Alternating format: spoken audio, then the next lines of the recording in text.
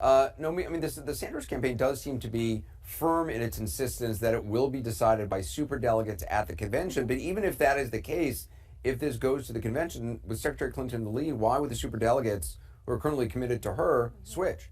Well, I think the question is, well, first off, she has to reach that magic number of 2383. And right now, within the margins that we're having in these last, several races, even with New York in consideration, she only picked up about 24, about 40 delegates right now is what they're saying in pledged delegates in New York.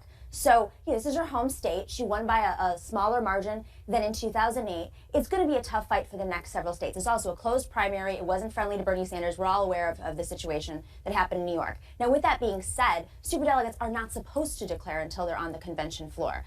And if you see half of the party, 80% of the party under the age of 50, the future of the party, who are demanding reform, a group of movements who are all unified under this idea of challenging money and the status quo, I think that they're going to have to start paying attention to that. And as the numbers get closer in the next several races, which we're predicting because there's not as many closed primaries like New York, we're expecting that those superdelegates will start to change. I mean, 40% of them are soft. Many are elected officials that are voting against their own districts right now and the turnouts of their districts. So, the pressure is... Go ahead. It sounds like you're making just verbal gymnastics. I mean, I mean, it's a lot of like qualified phrases and things which, I mean, honestly, I lost you about halfway through.